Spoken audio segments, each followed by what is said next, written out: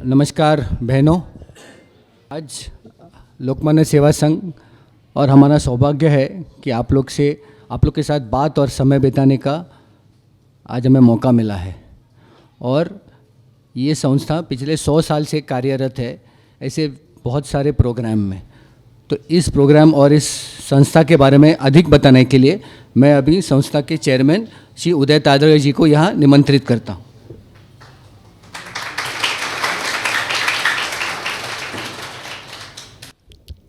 नमस्कार, good evening आप सब लोगों को। जैसा इन्होंने बताया, सुजीत जी ने, हमारी संस्था 100 साल हो चुके हैं उसको। अभी अगले महीने 11 मार्च को 101 साल पूरे होंगे। अभी प्रिया मैडम मेरे को पूछ रही थी कि आपकी संस्था में क्या क्या कार्यक्रम होते हैं। तो बोलता हूँ कि जैसा छोटा बच्चा रहता है उसका वैक्सीनेशन होता है, वहाँ से लेके वृद्धाश्रम तक हर चीज़ यहाँ पे हमारे 3 संस्था के जो इमारतें वहाँ से होती है। उसके अलावा हमारे पास दिव्यांगों के लिए स्कूल है, डेफ और डम उनके लिए भी स्कूल है, दिशा कर्णबद्री जो उसका नाम किया जाता है। हमारे यहाँ लाइब्रेरी है, जिम्नाशियम है।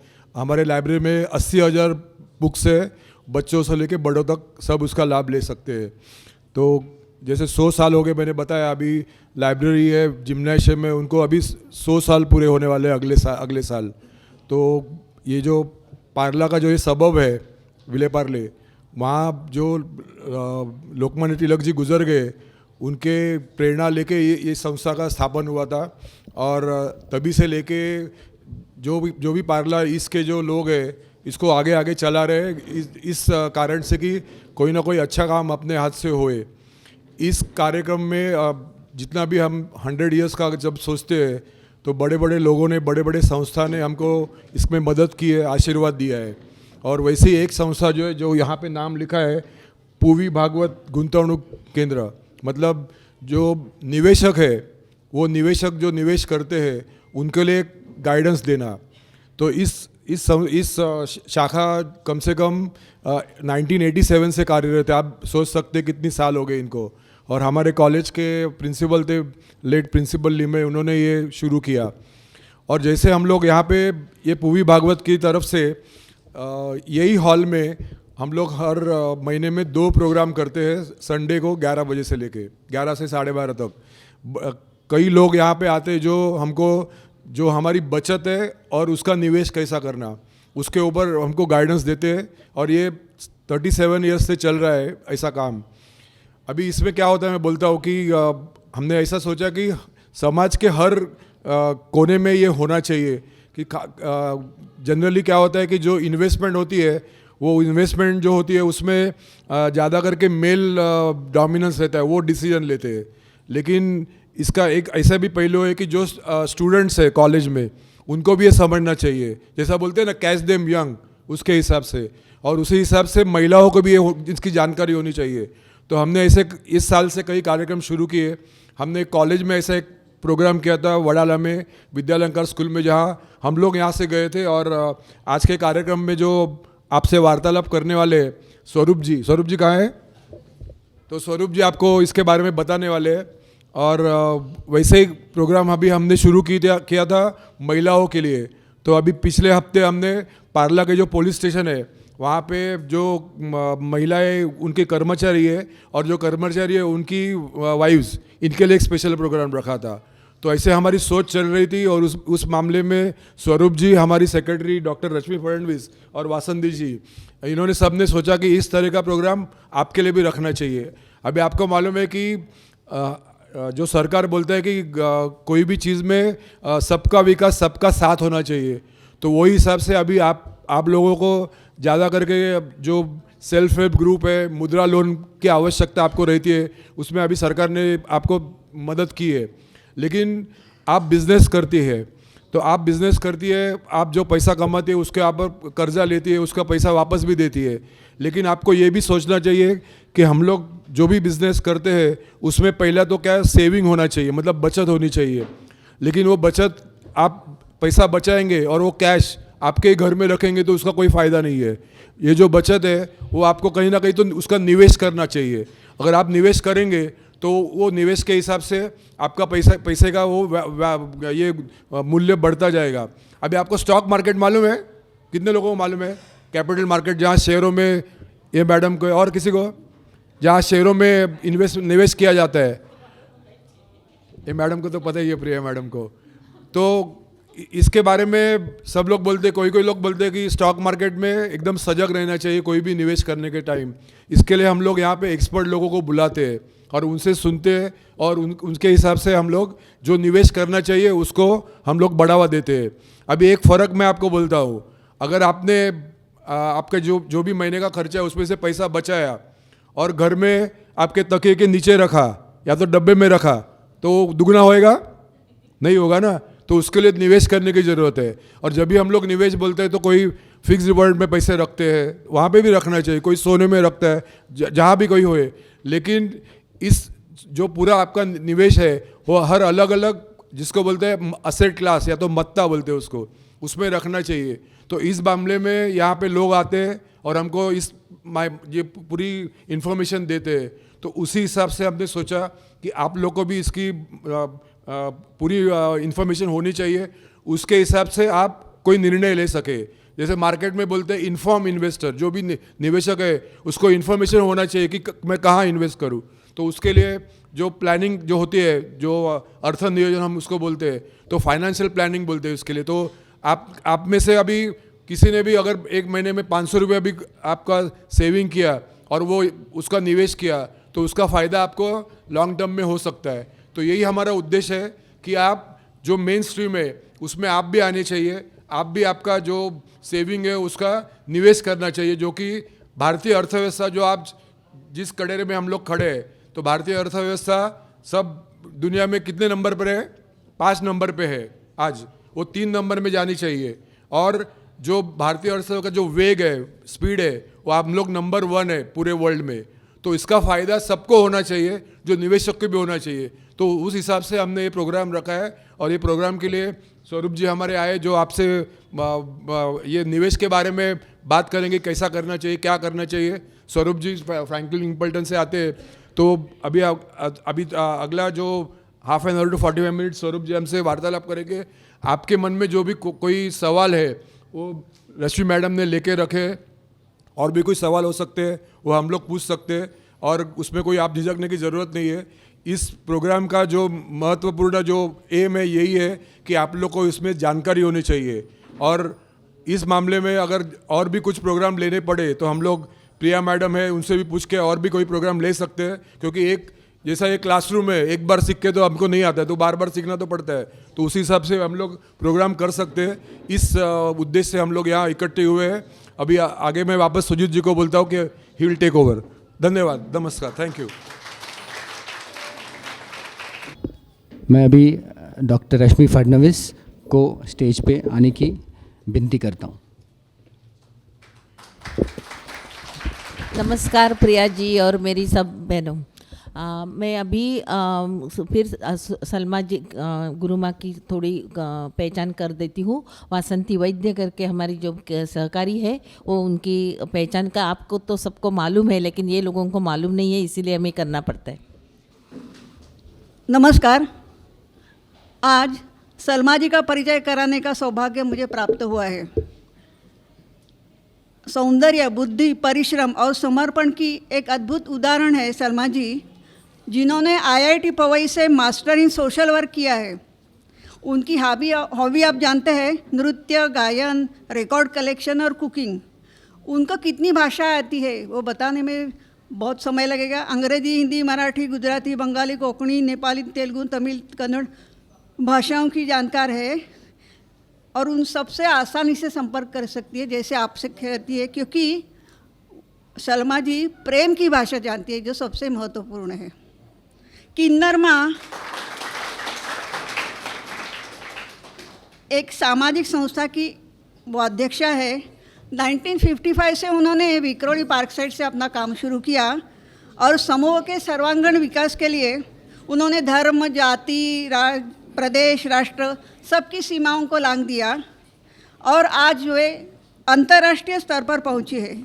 समूह के विकास के लिए मेडिकल, लीगल, एजुकेशन, सामाजिक, आर्थिक और मानवी सभी पहलुओं पर काम करने के लिए उन्होंने सेंसस में ट्रांसजेंडर शामिल करने के लिए बड़ा कदम उठाया, जो उनके संघर्ष का उदाहरण है।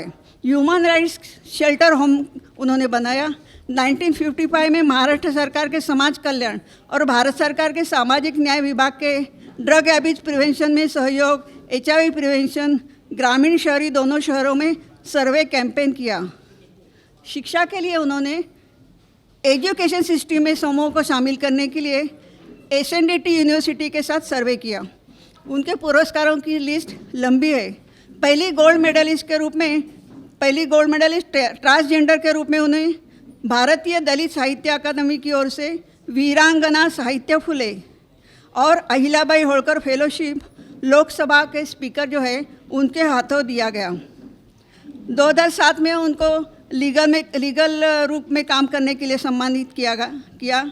आपने कोरोना काल में जो योगदान दिया उसके लिए दादा साहेब फाळके कोरोना योद्धा पुरस्कार उनको दिया गया।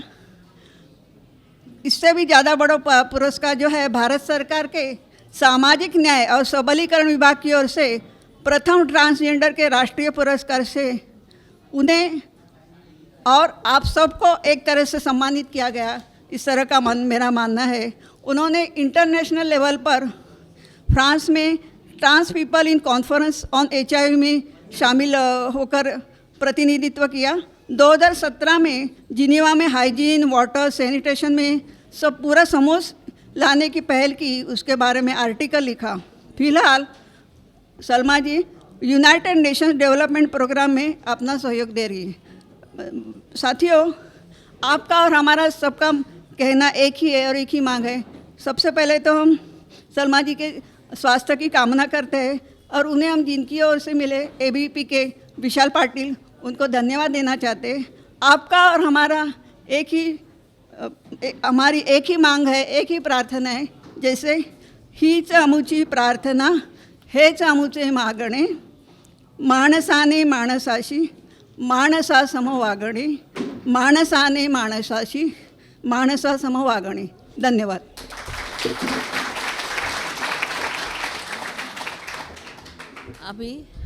अभी हमारी तो ये कार्यक्रम की अध्यक्षा बोलते हैं प्रिया दीदी। आपकी पहचान ये सुरक्षा मैडम करेगी। सुरक्षा हमारी कार्यवाह है। दिशाकरण बधिर एक हमारी ब्रांच है, उसकी कार्यवाह है। तो आपसे जुड़ी हुई है, उन्होंने आपसे बहुत काम किया है। और आप जो काम करते हैं, आप जो सब मिलके काम करते हैं, गौरीताई, प्रिया, आप और सलमा जी और राजस्थान की ये पुष्पा माई, उन्होंने आपने जो सब ये लोगों को कुछ हक दिया है या जो अपने सरकार से विनती करके नियम में कुछ बदलाव लाया है, उसके लिए आपका बहुत बहुत धन्यवाद। और उनको वो पहचान के लिए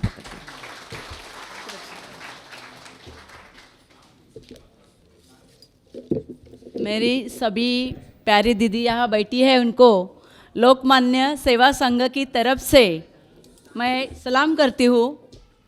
लोकमान्य सेवा संघ के बारे में बताया जाए तो समाज में जो उपेक्षित कारक है उनको मुख्य धारा में लाने के लिए उनमें समता, स्वातंत्र्य और स्वावलंबन देने का प्रयास लोकमान्य सेवा संस्था के माध्यम से किया जाता है। और उसी का एक प्रयास, यानी आपको आज पता है सभी के लिए पैसा कितना ज़रूरी है। पैसा हमारे पास आता है, लेकिन उसको कैसे संभाल के रखना है आज के इसमें बहुत मायने रखता है। इसलिए इस कार्यक्रम के माध्यम से मुझे खुशी हो रही है कि सामाजिक क्षेत्र की मेरी जो दीदी कहती हूँ मैं उनको, प्रिया पाटिल जी, उनका काम ही बोलता है, वो ज़्यादा नहीं बोलती है। तो उनसे जब मैंने बोला मैडम मुझे प्रोफाइल आपका दीदी चाहिए, उन्होंने बोला सुरक्षा जी आपको जितना मेरे इसके बारे में, मेरी जो काबिलियत है उसके बारे में ही बताए। इसलिए मैंने आपको बताना चाहती हूँ, जो किन्नरमा ट्रस्ट है, सलमा जी उसके अध्यक्ष है, उनकी गुरुमा है, उसी किन्नरमा ट्रस्ट के प्रोग्राम मैनेजर है हमारी प्रिया दीदी। और अभी राजनीति में भी हम किसी से कम नहीं, अपनी आवाज़ उठानी चाहिए। इसलिए जो सम्माननीय शरद पवार जी है, शरद चंद्र जी पवार जी, उनके राष्ट्रवादी कांग्रेस महाराष्ट्र LGBT सेल की प्रदेश अध्यक्षा भी प्रिया जी है। इन्होंने सोशल वर्क में डिप्लोमा किया है, पॉलिटिकल साइंस का इनका डिप्लोमा है, इवन साइकोलॉजी में भी प्रतिकूल परिस्थितियों में भी उन्होंने खुद को मजबूत बनाया है और अपनी जो साथियाँ हैं उनको आगे बढ़ाने के लिए वो हमेशा प्रयास करती है। उसी माध्यम से सिर्फ हमने कल ही रश्मिताई ने मुझे फ़ोन किया कि हम ये प्रोग्राम कर रहे हैं, कैसे करेंगे, तो हमने सिर्फ एक दिन पहले ही उनको कहा, उनका बहुत बिजी शेड्यूल रहता है, लेकिन उसी माध्यम से अपना जो समाज है उसके लिए हम कुछ देना चाहते हैं। ज्ञान सबसे बड़ी चीज़ है, बाकी लेन देन से, इसलिए उन्होंने हमारे लिए जो समय दिया, तो लोकमान्य सेवा संघ की तरफ से, हमारे जो पदाधिकारी सबकी तरफ से हम आपने इतना सभी ने उनके कहने पे भी आप सब यहाँ पे इतने दूर दूर से आए हो, तो सबका मैं स्वागत करती हूँ। और आगे के लिए मैं रश्मि जी को कहती हूँ कि प्रिया दी कि आप सम्मान के साथ हम आपको हमारे इस मंच पे आमंत्रित करते हैं। धन्यवाद। मैं हमारे कार्याध्यक्ष उदय तादाड़ जी को विनंती करती हूँ कि उन्होंने प्रिया दीदी का सम्मान करें। प्रिया दीदी यहाँ आइए, और स्वरूप जी भी आइए।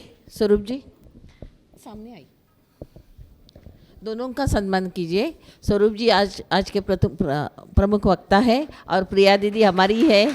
प्रिया दीदी बहुत बहुत धन्यवाद, बहुत अच्छा लगा।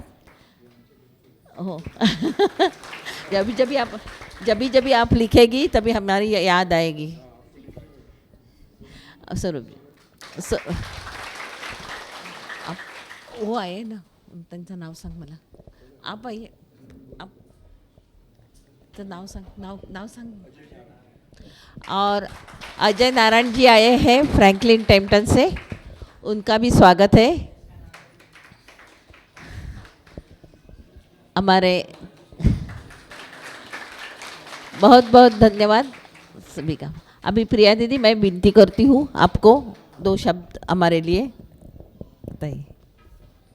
सगळ्यात पहिले तर लोकमान्य सेवा संघाचे सगळे पदाधिकारी आणि इथे जे मान्यवर उपस्थित आहेत त्यांना सगळ्यांना माझा नमस्कार, आणि माझ्या इथल्या तृतीयपंथी बहिणी त्यांना पण सगळ्यांना नमस्कार। सगळ्यात पहिले तर किन्नरमा संस्था काय आहे आणि कशासाठी कार्य करते, खरं तर त्या गोष्टींविषयी मी तुम्हाला सांगू इच्छिते। किन्नरमा ही संस्था गेल्या 15 वर्षांपासून तृतीयपंथीयांसाठी, खास करून जे HIV हँडिकॅप्स आणि सिनियर सिटीजन तृतीयपंथी आहेत त्यांच्यासाठी कार्यरत आहे। आणि ही संस्था त्यांच्या मूलभूत अधिकारांसाठी, त्यांना मोफत आरोग्य सुविधा पुरवण्यासाठी, तसेच त्यांच्या एज्युकेशन असेल, स्किल डेव्हलपमेंट असेल, किंवा मग त्यांचं सक्षमीकरण असेल, किंवा मग त्यांच्यावर होत असलेले जे अत्याचार आहेत त्याच्यावरती त्यांना न्याय कसा मिळवून देता येईल त्याविषयी आम्ही कार्यरत आहोत।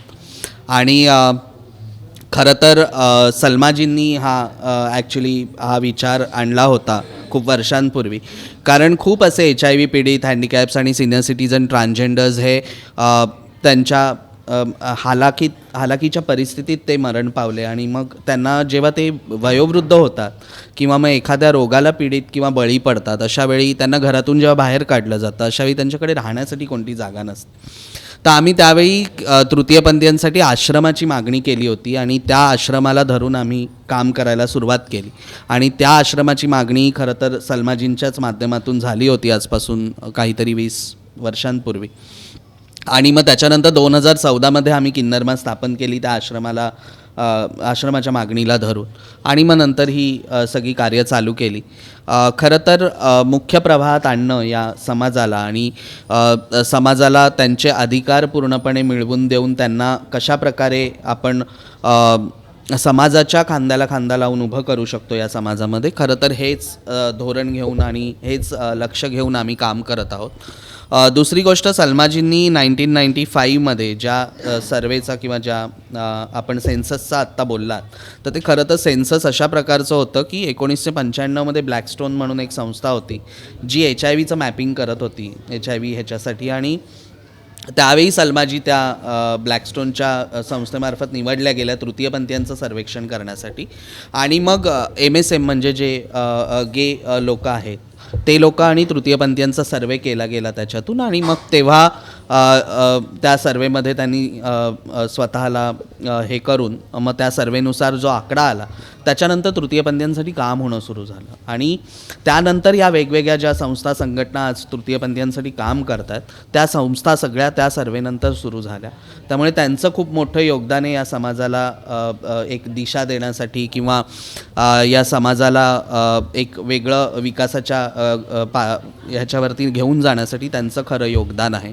आज मी पण जी उभी आहे तुमच्यासमोर, अगर मला कोणी घडवण्यामध्ये काम केलं असेल तर ते सलमाजींनीच केलेलं आहे. त्यामुळे आज मी इथे उभं राहून बोलतोय ती खरं तर त्यांचीच देण आहे की त्यांनी मला त्या लायक बनवलं आहे. आणि त्या लायक त्यांनी मला खरं तर पूर्णपणे एखादी मूर्ती जशी घडवतो त्याप्रमाणे त्यांनी मला घडवलेलं आहे. दुसरं असं की शिक्षण आणि ह्या सगळ्या गोष्टी खरं तर जेव्हा तृतीयपंथी हे आपल्या घरापासून वेगळे होतात त्यावेळी कोणी 10वी शिकलेलं असतं, कोणी अजून थोडंसं पहिले शिकलेलं असतं. आणि मग त्याच्यामुळे सगळ्यात पहिले तर असं होतं की एक तर शिक्षण अपुरं राहतं. त्यानंतर जेव्हा समाज सोडून जेव्हा आपलं घर सोडून समाजामध्ये येतात त्यावेळी मग स्वतःचं पोट पाळणं असेल किंवा मग स्वतःच्या उदरनिर्वाहासाठी ऑप्शन शोधणं असेल, अशामध्ये त्यांचा पूर्ण टाईम निघून जातो. आणि मग तेव्हा त्यांचं शिक्षण वगैरे हे त्याच जागी थांबल्यासारखं होतं. तर खूप कमी तृतीयपंथी आहेत जे असे प्रिव्हिलेज्ड आहेत जे स्वतःच्या आईवडिलांकडे राहतात आणि आपलं शिक्षण पूर्ण करून. आणि ते आज शक्य झालं आहे 2014च्या नालसा जजमेंटनंतर. खरं तर नालसा जजमेंटमुळे ते शक्य झालं, त्यांना त्यांची स्वतंत्र ओळख मिळाली. आणि त्यानंतर जो अवेअरनेस क्रिएट झाला सोसायटीमध्ये, समाजामध्ये, त्याच्यानंतर हे शक्य झालं आणि आईवडील ॲक्सेप्ट करायला सुरुवात झाली. पण तोपर्यंत आत्तापर्यंत म्हणजे मी जेव्हा 2001मध्ये समाजामध्ये आली होती त्यावेळी कोणीच नव्हतं जे आम्हाला ॲक्सेप्ट करणारं होतं किंवा कोणी नव्हतं जे आमच्याविषयी बोलणारं होतं किंवा आमच्या हक्कांविषयी बोलणारं होतं. त्यामुळे आमचा जो पिरियड राहिलेला आहे तो खूप स्ट्रगल होती त्या पिरियडमध्ये. ना त्यावेळी रोजगार, ना काहीच गोष्टी, किंवा बोलायलाही कोणी तयार नसायचं त्यावेळी. तर अशा प्रकारच्या परिस्थितीतून आम्ही पुढे आलेलो. आणि आज हा विकास किंवा ह्या ज्या गोष्टी दिसत आहेत, खरं तर सुप्रीम कोर्टाचं धन्यवाद केलं पाहिजे की सुप्रीम कोर्टाने जे नालसा जजमेंट 2014ला दिलं त्यामुळे जी स्वतंत्र ओळख झाली, त्यामुळे आज हे पॉसिबल झालं आहे की आम्ही तुमच्यामध्ये आहोत. आणि समाज आता कुठेतरी स्वीकारायला सुरुवात केलेला आहे. ठीक आहे, हळूहळू एखादी क्रांती घडण्यासाठी वेळ लागतो, पण ती क्रांती घडवून आणण्यासाठी जे योगदान दिलेलं आहे आम्ही, त्या योगदानाला खरं तर महत्त्व आहे. आणि अशा असंख्य लोकांनी म्हणजे आता लीडरशिप तयार होते, खरं तर नेतृत्व तयार होतं आहे. कारण खूप कमी शिकलेली लोकं आहेत, त्यांना स्वतःला समाजामध्ये वावरण्यासाठी कशाप्रकारे स्वतःला तयार केलं पाहिजे किंवा स्वतः कशाप्रकारे आत्मनिर्भर झालं पाहिजे ह्यावरती आम्ही सध्या भर देत आहोत. स्किल डेव्हलपमेंटचं म्हटलं तर खूप लोकं आहेत जी शिक्षित नाही आहेत पण त्यांच्याकडे खूप गुण आहेत. म्हणजे त्यांच्याकडे डान्स असू देत, कला असू देत, त्यांच्याकडे चित्रकलेच्या किंवा बाकीच्या अजून पण भरपूर कला अशा आहेत ज्या कलांना आपण वाव देऊ शकतो. पण खरं तर काय होतं ना की आयडेंटिफिकेशन करणं हे खूप कठीण काम असतं सगळ्या गोष्टींमध्ये. कारण सगळ्यांपर्यंत पोचणं आणि मग पोचल्यानंतर प्रत्यक्षात त्यांच्यासाठी काम करता येणं हे तेवढं शक्य होत नाही. कारण काय होतं की कधीकधी आम्ही बघितलं आहे, एक तर गव्हर्नमेंटचे जे स्किल प्रोग्राम्स आहेत ते खूप सीमित आहेत. कुठेतरी त्यांना एक सीमा आहे की एवढ्या बॅच करायच्या आहेत, या बॅचनंतर एवढं प्रशिक्षण द्यायचं आहे आणि मग प्रशिक्षण दिल्यानंतर प्लेसमेंट कुठे आम्हाला माहिती नाही. आणि त्या बॅच करत असताना त्या बॅचमध्ये खरं तर त्या बॅचेसमध्ये पण त्यांना ट्रान्सजेंडरसाठी स्पेशल बॅच करायची. पण आम्ही म्हणतो की तुम्ही आम्हाला सगळ्या गोष्टी अगर स्पेशल देत बसलात तर आम्ही समाजापासून पूर्णपणे वेगळे होऊ जे आत्तापर्यंत राहिलेलं. त्यामुळे समाजात अगर पूर्णपणे सामावून घ्यायचं असेल आम्हाला किंवा समाजासाठी अगर खऱ्या अर्थाने तुम्हाला मुख्य प्रवाहात आणायचं असेल आणि तो ॲक्सेप्टन्स क्रिएट करायचा असेल तर तुम्हाला समाजामध्ये म्हणजे ज्या नॉर्मल बॅचेस चालू आहेत त्याच बॅचेसमध्ये तुम्ही यांना इन्क्लूड केलं पाहिजे. ते तुमचं आणि ते तुमचं काम असलं पाहिजे की तुम्ही कशा प्रकारे अवेअरनेस क्रिएट करता त्या बॅचमध्ये, कशा प्रकारे तुम्ही तो ॲक्सेप्टन्स क्रिएट करता आणि ते एक ॲटमॉस्फिअर तिथे तुम्ही बनवू शकता त्यांच्यासाठी की तिथे ते आपलं काम करू शकतील. सभी को थोड़ा सा विनंती है कि सब आपस में बात ना करें, अपना अपना फ़ोन भी साइलेंट पे रखें और थोड़ा सा सुने, क्योंकि वो लोग भी अपना टाइम निकाल के इधर आपके लिए ही आए हुए हैं, तो इसकी वजह से थोड़ा सा उधर ध्यान दो. तो दूसरा चीज़ ये है की दुसरी गोष्ट अशी की एकतर मग त्या बॅच केल्यानंतर आता आम्ही बॅचला पाठवू पण या लोकांना, पण मग त्यांचं म्हणणं असतं की आता अगर आम्हाला स्किलचे कोणते पण प्रोजेक्ट दिले, आता अगर आम्ही एखादा बिझनेस सुरू केला, तुम्ही आम्हाला लोन पण दिलं, एक तर बँका लोन देत नाही, सगळ्यात पहिली गोष्ट. मुद्रा लोन हे आम्हाला मिळत नाही. मुद्रा लोनसाठी लागणारे डॉक्युमेंट्स आणि त्यामध्ये ट्रान्सजेंडर जेव्हा बघतात एखाद्या बँकेत, मग ती नॅशनलाइज बँक पण का असू नये, त्याच्यातही मुद्रा लोन हे आम्हाला मिळत नाही. त्यामुळे मुद्रा लोनचे लाभार्थी आम्ही कोणीच नाही आहोत. आणि बिझनेस अगर करायचा असेल तरी पण मग बिझनेस करताना खरं तर मग त्यांना एकतर त्यांचं असं असतं की आता आम्हाला स्किल तर दिला तुम्ही, आम्ही एखादा ब्युटी पार्लरचा कोर्स करून घेतला किंवा एखादा आम्ही बिझनेस पण शिकून घेतला, कुकिंगचा पण कोर्स करून घेतला, पण मग आम्हाला पुढे काय, म्हणजे शिकून तिथपर्यंतच सीमित राहायचं आहे की मग खरंच तुम्ही प्लेसमेंट किंवा एखाद्या गोष्टीमध्ये इन्व्हॉल्व करणार आहात, ते होत नाही. मोस्ट ऑफ द ऑर्गनायझेशन्स पण काय करतात की त्यांना एखादं म्हणजे एखादा एक कार्यक्रम करायचा, त्या कार्यक्रमातून सगळं काही वाटायचं ज्ञान, पण त्याच्यानंतर मग ती कंटिन्युइटी नसते.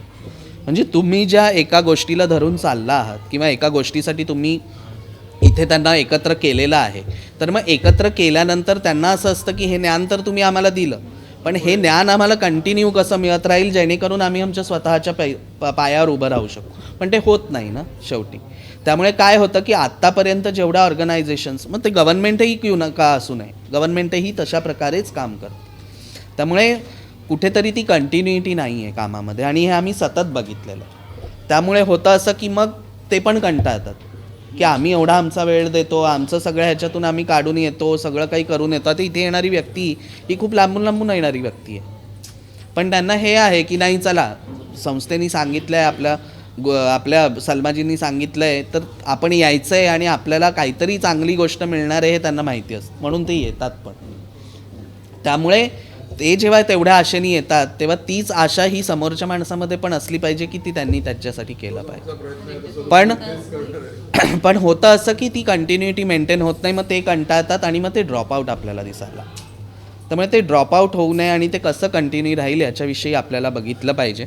त्या दिवशी सरांशी ऑफिसमध्ये बोलणं झालं, सर म्हणत होते की HDFC बँकमध्ये ते काय होतं ना की खूप लोकही मायग्रंट आहेत. मायग्रंट असल्यामुळे त्यांच्याकडे डॉक्युमेंटेशन नाही आहे खरं तर, आणि मग कोणाचं आधार कार्ड आहे, कोणाचं पॅन कार्ड नाही आहे, पॅन कार्ड आहे तर आधार कार्ड नाही आहे, इलेक्शन कार्ड नाही. कारण जेव्हा घरातून बाहेर निघाले त्यावेळी त्यांना कोणी दिलेलंच नाही आहे काही प्रूफ किंवा काही. मी स्वतः निघाली, माझ्याकडे काही नव्हतं, मी आत्ता बनवलं. त्यामुळे मला असं वाटतं की थँक्यू मला असं वाटतं की सगळ्यात पहिले तर एक तर डॉक्युमेंटेशन आयडेंटिफिकेशन करणं हे खूप कठीण जातं. दुसरी गोष्ट आहे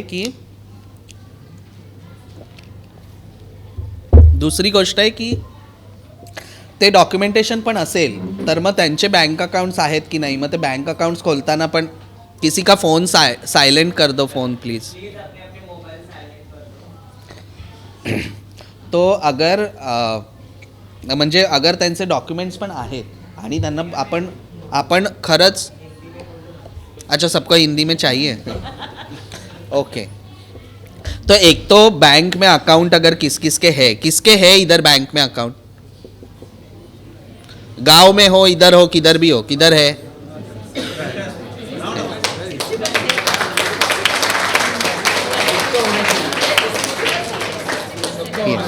हाँ तो वही है, लेकिन अभी कितने लोग ऐसे हैं जिनका गांव में अकाउंट है, गांव में है, मुंबई में अकाउंट नहीं है कोई भी बैंक में. नहीं, एक बात बता रही हूँ मैं. तो इस तरीके से हम आइडेंटिफिकेशन होता है कि एटलीस्ट हम किस तरीके से वो फ्लो में जा सकते हैं कि हम कुछ कर पाए. तो आपस में बात ना करो प्लीज़. तो ऐसा है कि अभी आपने देखा मोस्ट ऑफ द 40% लोगों के बैंक अकाउंट नहीं है, तो 40% कम नहीं होता है। अभी यहाँ तो मतलब 100% में से 2% भी लोग नहीं है, है ना। तो ये एक टपका है जो इधर है, जो हमारे सामने बैठा है, बट ऐसे लाखों लोग बाहर हैं। मतलब अगर हम सर्वे का आंकड़ा देखें तो भारत में सिर्फ 4,70,000 कुछ 2011 के सेंसस के हिसाब से बताते कि ट्रांसजेंडर्स है, बट अब 10 साल बीत चुके हैं और उस टाइम पे भी, और ये भी सोचना चाहिए कि बहुत सारे लोग क्लोजेट में हैं। फिर ट्रांसजेंडर्स मतलब क्या होता है ना कि लोगों को समझ में आता है सिर्फ ताली बजाने वाला हिजड़ा, लेकिन ट्रांसजेंडर की जो पूरी कंसेप्ट है वो ट्रांसजेंडर ऐसा नहीं है। तो ट्रांस वूमन है, ट्रांसमैन है, और फिर इंटरसेक्स पीपल है। तो वो कंसेप्ट है, वो कंसेप्ट में आने वाले लोग भी है, तो वो संख्या बहुत बड़ी है जो आइडेंटिफाई करना है। तो डोर टू डोर सर्वे होना भी ज़रूरी है। तो वो संख्या इतनी दिख रही उतनी नहीं है सिर्फ, तो इसकी वजह से ऐसा है कि 2% में बोलूँगी, 2% भी नहीं बोलूँगी मैं कि इधर लोग हैं। तो हमें ये भी देखना होगा कि जो बाहर भी लोग हैं उनके पास भी ये सब चीज़ें हो रही है कि नहीं हो रही है, और उनसे भी हम कैसे जुड़ पाए, वो भी चीज़ हमें सोचनी होगी। तो इवन ऑल ऐसा लगता है कि सिर्फ फाइनेंशियल लिटरेसी ज़रूरी नहीं है। तो फाइनेंशियल लिटरेसी के साथ हम जो निवेश करेंगे, निवेश भी जाने दो, निवेश का तो उनको बहुत आगे का स्टेप है, बट अगर उस फाइनेंस को हमें किस तरीके से अपने पास संजो के रखना है, या अपने को किस तरीके से उसको मेंटेन करना है या मैनेज करना है। क्योंकि अगर मैं नहीं ठीक है, मैं अगर 10 रुपया कमा रही हूँ, अच्छा नहीं आ रहा है सुनने को, मेरा आवाज़ बहुत बड़ा है लेकिन, तो एक तो ये होता है ना कि अभी अगर मेरे पास ओके मैं आता तो कहते ना, नो प्रॉब्लम। तो बात ऐसी है, माइक से ना मैं थोड़ी अनकंफर्टेबल हो जाती है ऐसे। हाँ अच्छा, पण मी थोडं त्यांना कळावं म्हणून मी त्यांच्याकडे थोडंसं हे आहे। ओके, तो मुझे ऐसा लगता है कि बैंक अकाउंट्स कितने हैं या क्या है, या लेकिन वो सब चीज़ें ठीक है, लेकिन फिर अगर मैं 10 रुपया कमा रही हूँ तो 10 रुपये में से अगर मैं 5 रुपया खर्चा कर रही हूँ, तो बाकी के जो बचे 5 रुपये हैं उन 5 रुपये को मैं मैनेज कैसे करूँगी। मुझे डिवाइडेशन किस चीज़ से लेकर किधर करना है। तो 5 रुपये में से 1 रुपया मैं अगर मेरे राशन भरने के लिए रख रही हूँ, है ना, या 1 रुपया अगर वो भी निकाल दिए तो मेरे पास 4 रुपये बचे हैं। तो 4 रुपये में से मैं 2 रुपये किधर संभाल के रख सकती हूँ, किधर डाल सकती हूँ, और वो 2 रुपये से 4 रुपये मुझे कैसे मिले, वो मैं सोचूं। तो वो चीज़ जानना बहुत ज़रूरी है, क्योंकि बहुत से ऐसे लोग हैं जो कभी कभी मतलब बहुत लोग हैं इधर जो बीसी वगैरह सब करते हैं। तो बीसी में वगैरह भी इन्वेस्ट होता है, बट बीसी से क्या है कि आना तो उतना ही पैसा है, उस पर कोई ना इंटरेस्ट आ रहा है ना कोई वो मल्टीपल होने वाला है।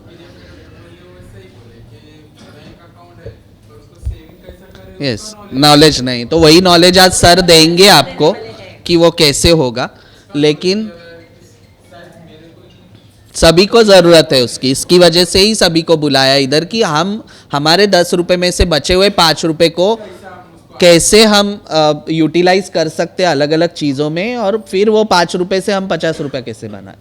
तो ये बहुत ज़रूरी है। तो सर आपसे वही अपेक्षा है मेरी कि मैंने आपको बताया था उस दिन कि बहुत इजी लैंग्वेज उनको समझ में आएगी, तो वो इजी लैंग्वेज में आप कोशिश करिए कि बहुत सरल भाषा में आप उनको समझा सके कि एटलीस्ट ये फाइनेंशियल लिटरेसी क्या होती है।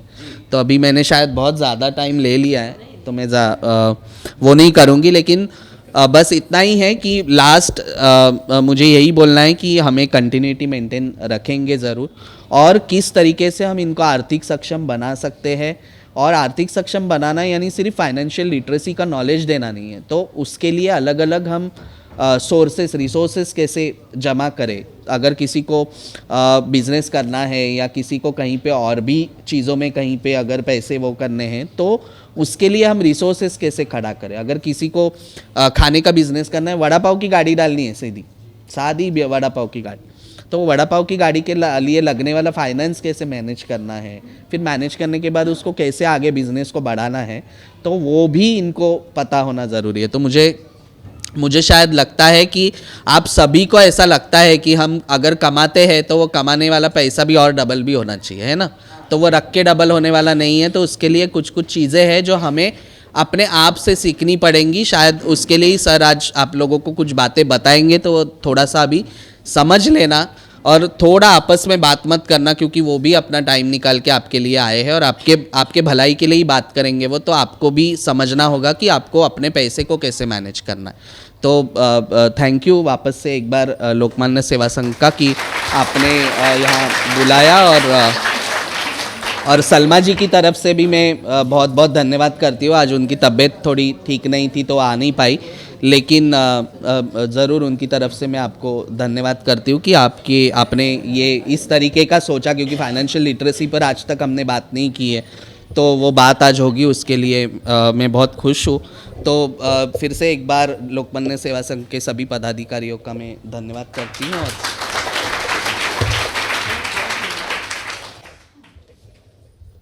प्रिया दीदी बहुत बहुत धन्यवाद। अभी सुजीत सर प्रोग्राम को आगे लेके जाएंगे, लेकिन इसीलिए हमें जो सीखना है, आपकी कुछ क्वेश्चनर भी मेरे पास है, आपको कुछ क्वेश्चन पूछना है तो आप पूछ सकती हो। तो आपके लिए आप लिख के दे देंगे, कैसे दे देंगे बता दो मुझे, लिख के देंगे? हाँ, क्या पूछ लेंगे ना? हाँ ठीक है कि हाँ, नहीं तो उन्होंने दिया है सलमा जी ने मुझे कि वो क्वेश्चंस ज़रूर उनको पूछना है, तो वो मैं बताऊंगी बाद में।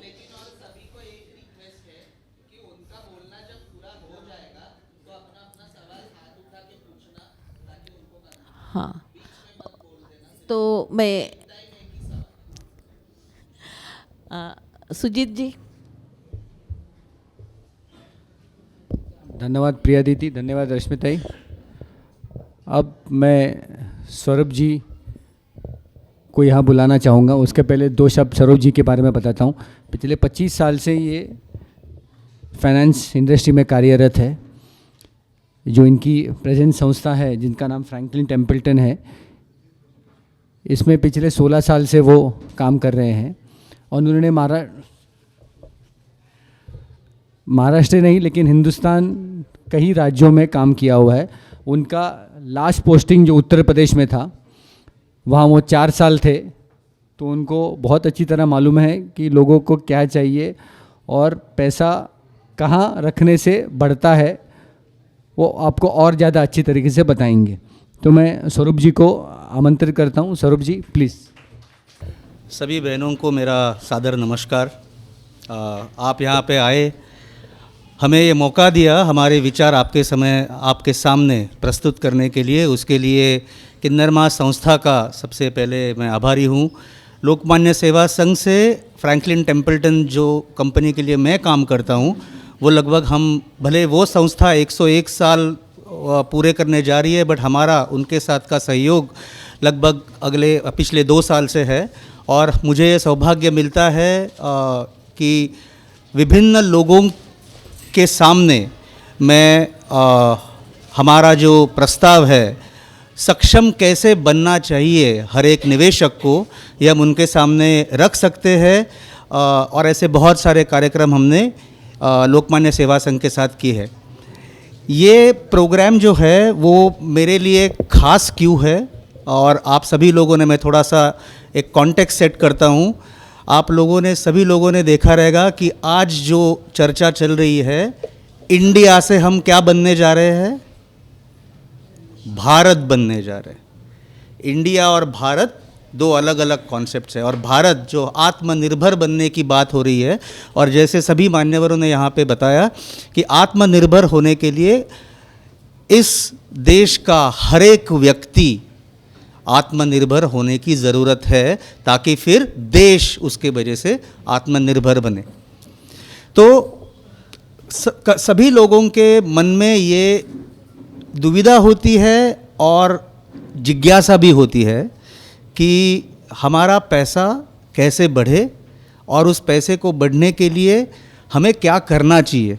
तो आज का जो सेशन है ये एक पाठशाला है और पाठशाला में हम आपको ये बताएंगे कि निवेशक के रूप में आपको कौन सी चीज़ों पे ध्यान देना है जिसके चलते आप आगे जाके सक्षम बने, आत्मनिर्भर बने। हमारे हर एक के कुछ सपने होते हैं। आप लोगों का सपना शायद ये रहेगा कि मुझे मेरा खुद का घर हो। आप लोगों का ये सपना रहेगा कि जब मेरा एक पर्टिकुलर उम्र हो जाए, उस उम्र के बाद जब मुझे काम करने की हमारी जो शरीर है वो परमिट नहीं करता है, तब मेरा ख्याल कौन रखेगा। मेरे पास उतने पैसे होने ज़रूरी है। जो हम लोग बोलते हैं रिटायरमेंट के बाद हम क्या करेंगे। तो ये सारे जो सपने हैं उसको कंप्लीट करने के लिए एक निवेशक को क्या करना चाहिए, ये हम आपको आज समझाने की कोशिश करेंगे।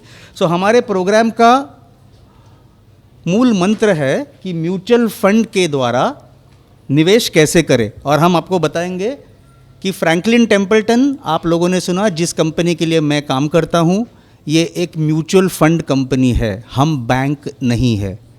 और म्यूचुअल फंड कंपनी क्या करती है? म्यूचुअल फंड कंपनी निवेशकों का इकट्ठा किया हुआ पैसा आप लोगों के बिहाफ पे बतौर निवेश करती है, और उस निवेश किए हुए पैसों से जो भी रिटर्न मिलता है आपको वापस देती है।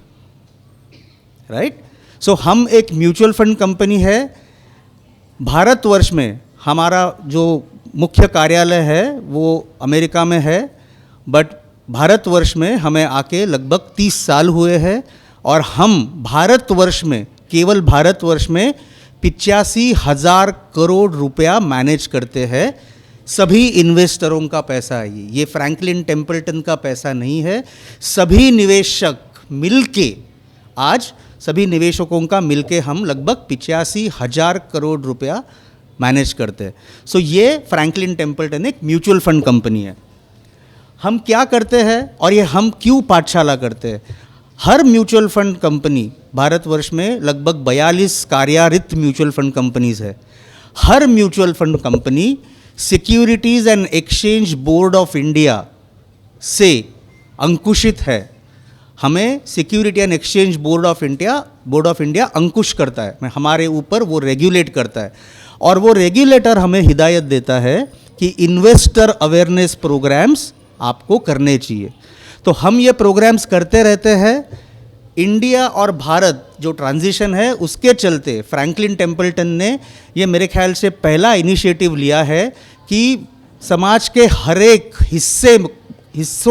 हिस्सों में जो लोग हैं उनके पास भी ये फाइनेंशियल अवेयरनेस का मैसेज पहुंचना चाहिए।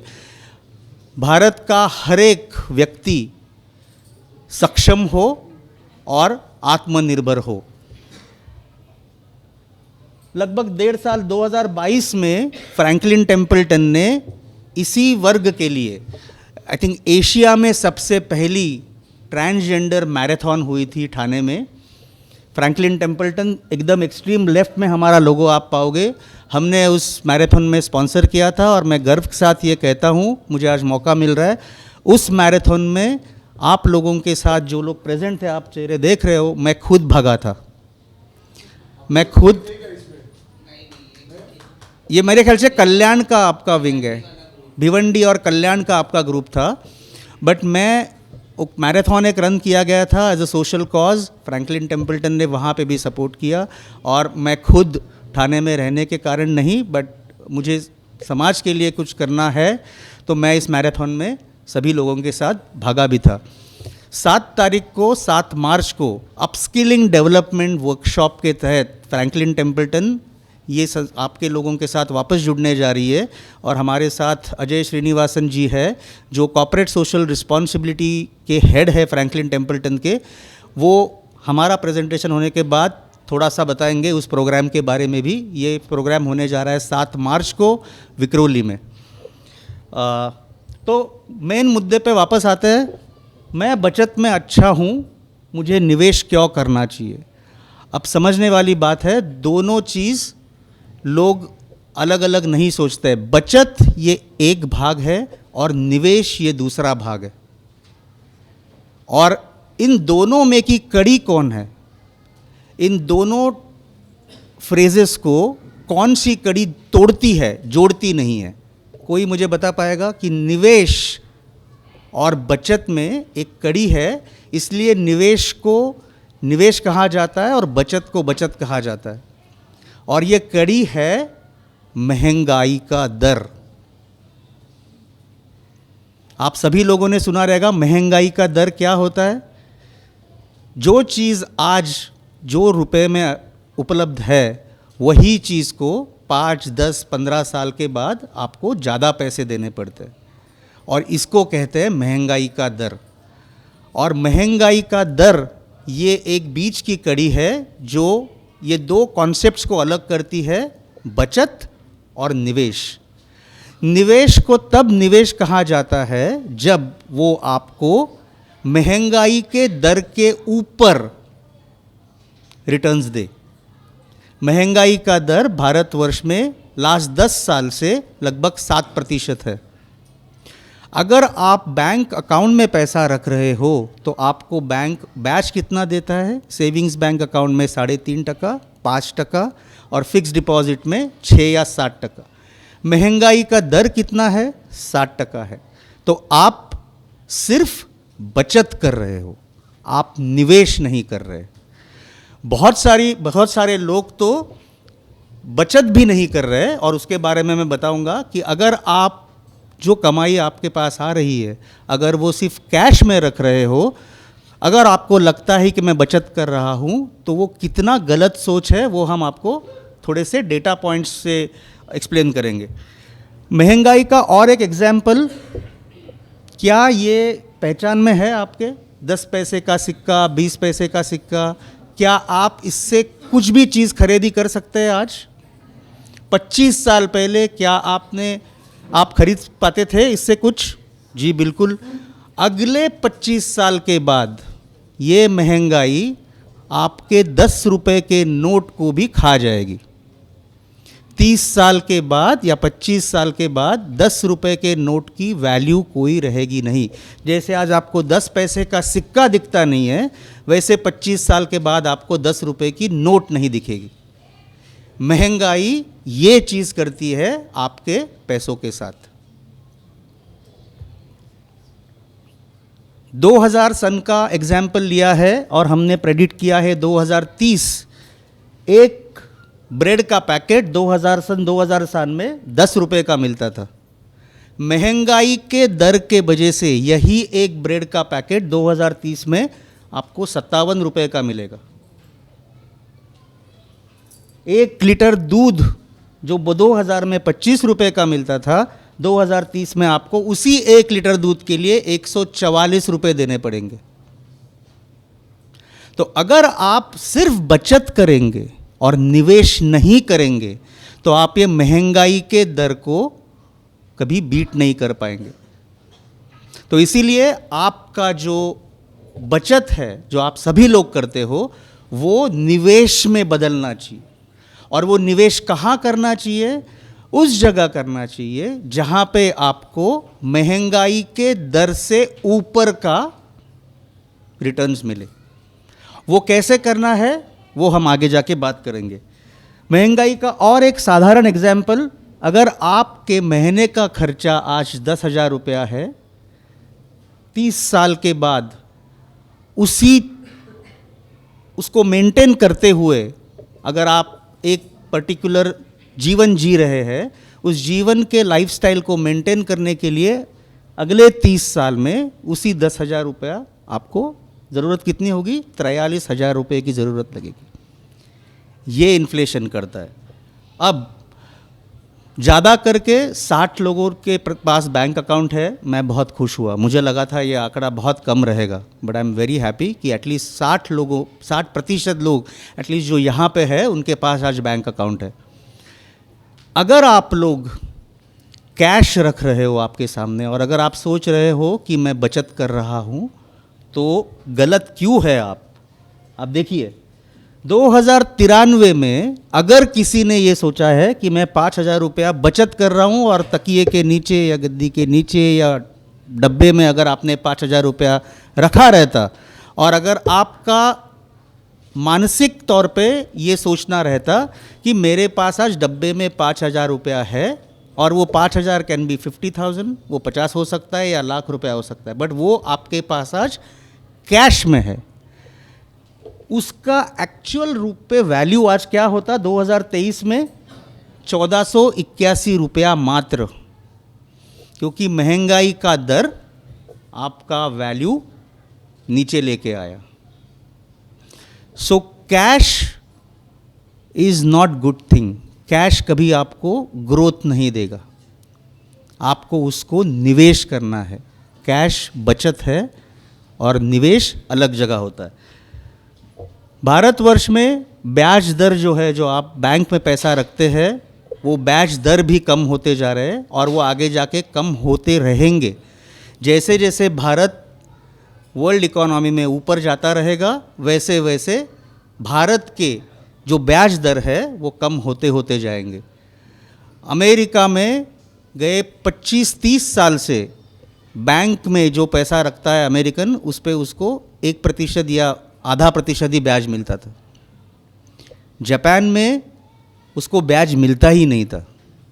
तो अगर हम सक्षम होते होते ऊपर जा रहे हैं तो उसका एक जो इफ़ेक्ट है वो आपके इंटरेस्ट रेट्स पे भी आएगा, आपको कम ब्याज मिलना शुरू हो जाएगा, करेक्ट।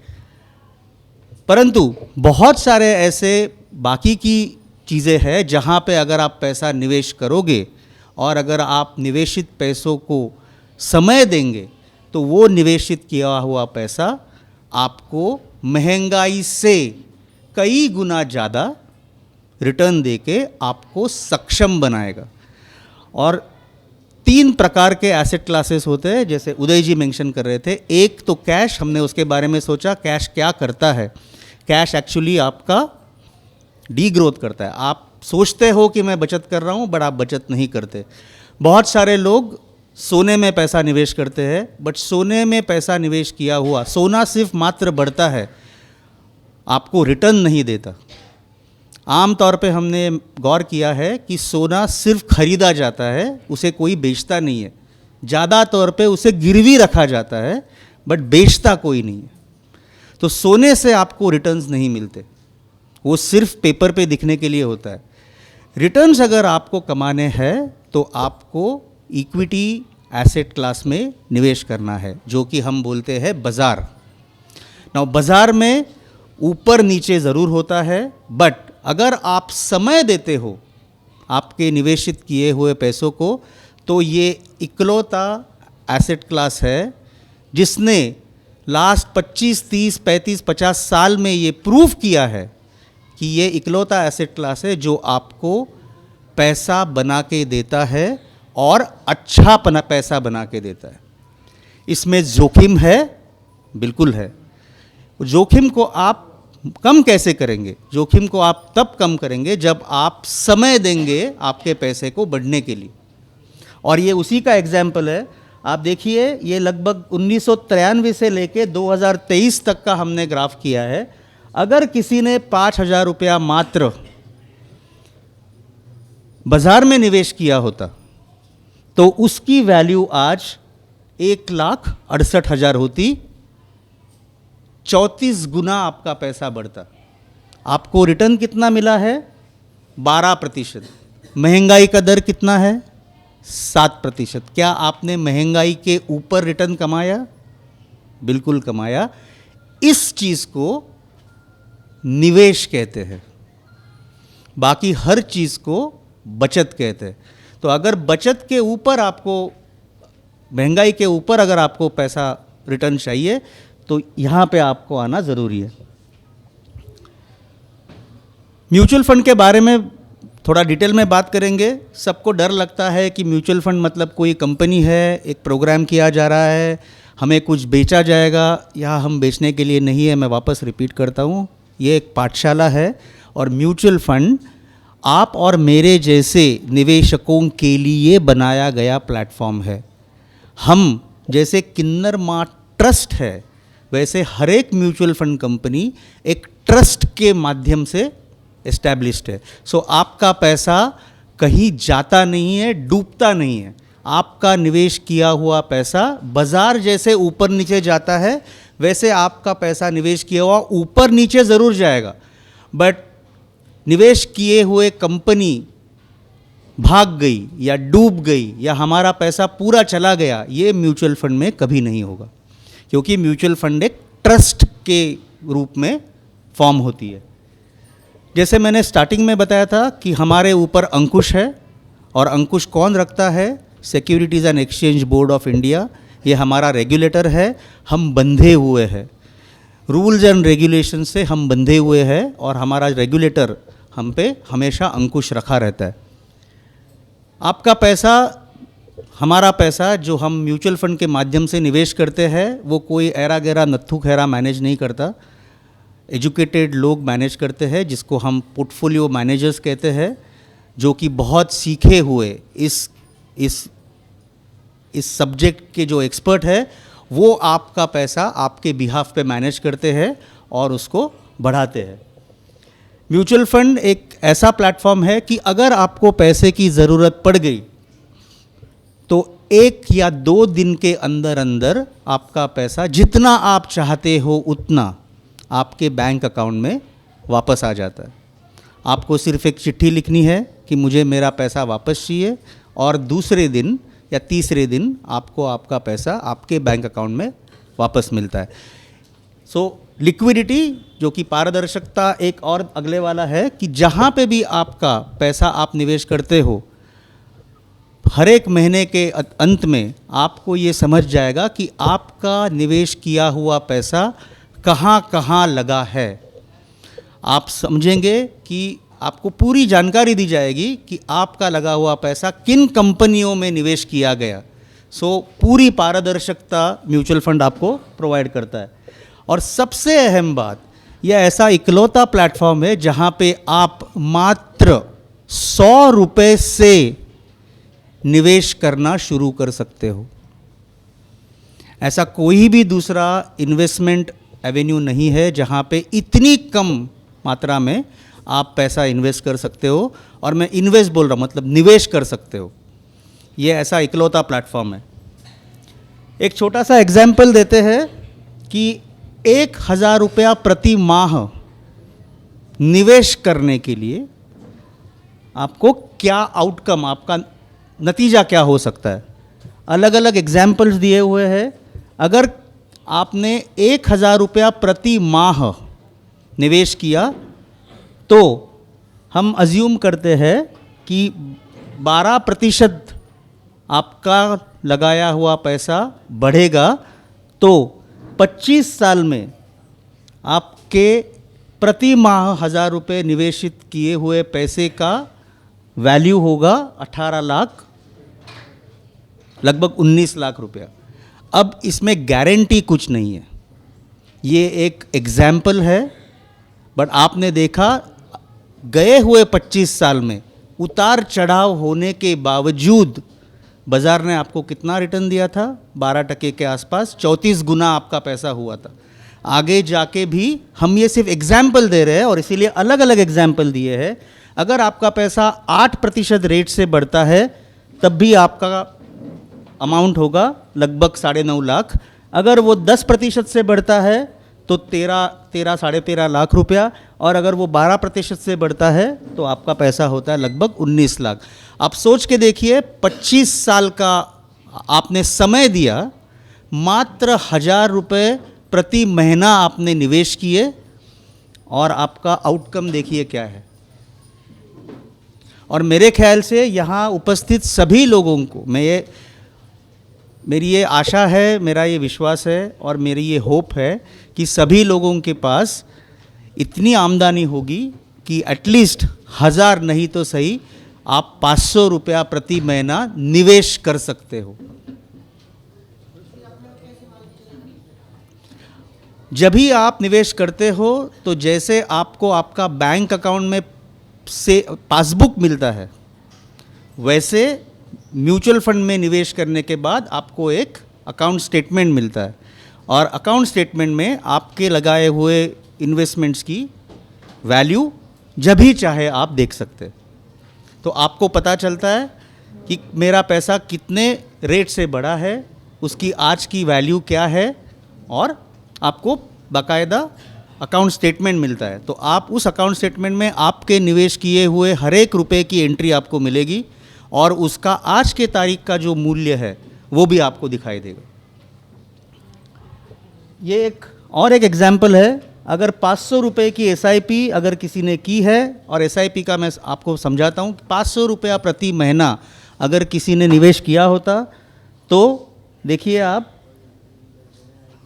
24 साल की हिस्ट्री यहाँ पे है। बाज़ार में निवेश किया होता तो 500 रुपये से आपने निवेश किया होता 1,50,000 रुपया।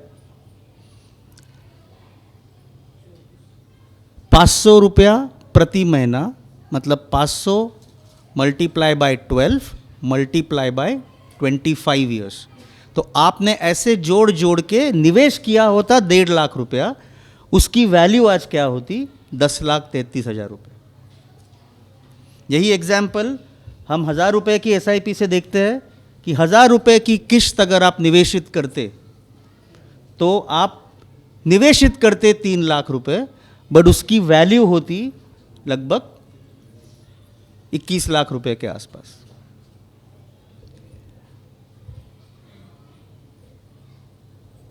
जल्दी शुरुआत करना क्यों महत्वपूर्ण है? जितना आप लेट करोगे उतना आपको बेनिफिट कम होता जाएगा। और ये एक एग्जाम्पल है।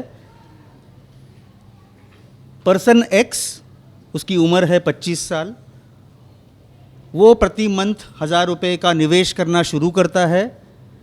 वो 55 साल तक निवेश करता है, मतलब कितने साल? 30 साल। 1,000 रुपया प्रति महीना कर करके वो निवेश करता है 3,60,000 रुपया।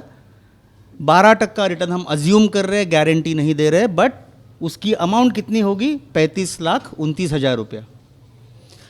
दूसरा सॉरी,